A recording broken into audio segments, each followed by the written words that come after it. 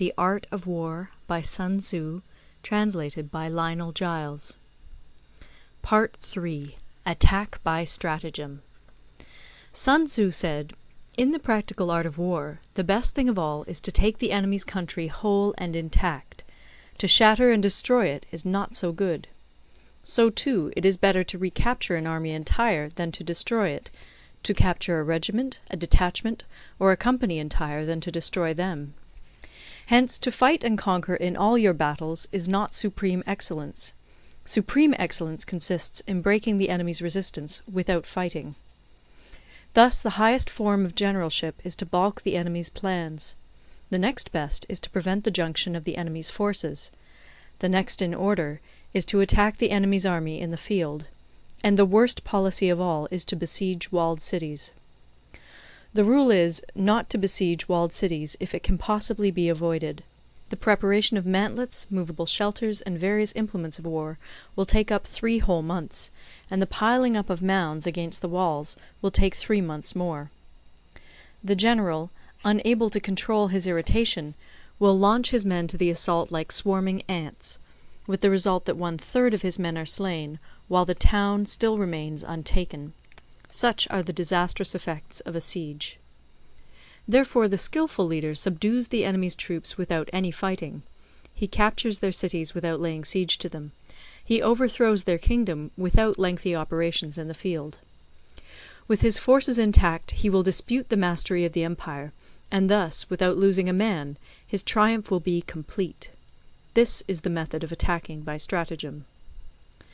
It is the rule in war, if our forces are 10 to the enemy's 1, to surround him; if 5 to 1, to attack him; if twice as numerous, to divide our army into 2.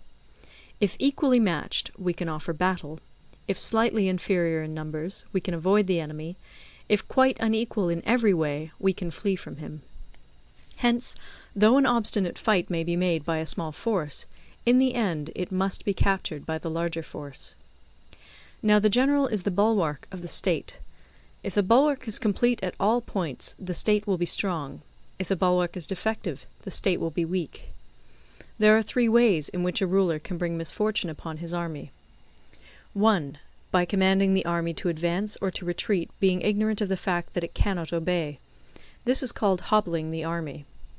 2. By attempting to govern an army in the same way as he administers a kingdom, being ignorant of the conditions which obtain in an army. This causes restlessness in the soldiers' minds. 3. By employing the officers of his army without discrimination through ignorance of the military principle of adaptation to circumstances. This shakes the confidence of the soldiers. But when the army is restless and distrustful, trouble is sure to come from the other feudal princes. This is simply bringing anarchy into the army, and flinging victory away. Thus we may know that there are 5 essentials for victory. 1. He will win who knows when to fight and when not to fight. 2. He will win who knows how to handle both superior and inferior forces. 3. He will win whose army is animated by the same spirit throughout all its ranks. 4. He will win who, prepared himself, waits to take the enemy unprepared. 5. He will win who has military capacity and is not interfered with by the sovereign. Hence the saying, if you know the enemy and know yourself, you need not fear the result of 100 battles. If you know yourself, but not the enemy, for every victory gained you will also suffer a defeat. If you know neither the enemy nor yourself, you will succumb in every battle." End of Part 3. Part 4. Tactical Dispositions. Sun Tzu said, "The good fighters of old first put themselves beyond the possibility of defeat, and then waited for an opportunity of defeating the enemy. To secure ourselves against defeat lies in our own hands, but the opportunity of defeating the enemy is provided by the enemy himself. Thus the good fighter is able to secure himself against defeat, but cannot make certain of defeating the enemy. Hence the saying, 'One may know how to conquer without being able to do it.' Security against defeat implies defensive tactics. Ability to defeat the enemy means taking the offensive. Standing on the defensive indicates insufficient strength; attacking, a superabundance of strength.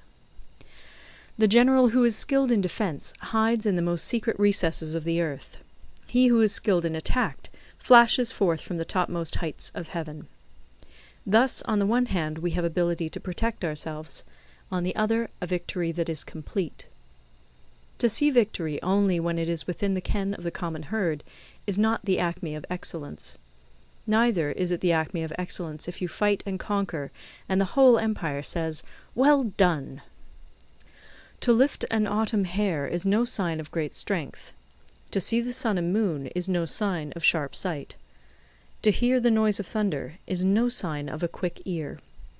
What the ancients called a clever fighter is one who not only wins, but excels in winning with ease. Hence his victories bring him neither reputation for wisdom nor credit for courage. He wins his battles by making no mistakes. Making no mistakes is what establishes the certainty of victory, for it means conquering an enemy that is already defeated. Hence the skilful fighter puts himself into a position which makes defeat impossible, and does not miss the moment for defeating the enemy. Thus it is that in war the victorious strategist only seeks battle after the victory has been won, whereas he who is destined to defeat first fights and afterwards looks for victory. The consummate leader cultivates the moral law and strictly adheres to method and discipline. Thus it is in his power to control success. In respect of military method we have, firstly, measurement; secondly, estimation of quantity; thirdly, calculation; fourthly, balancing of chances; fifthly, victory.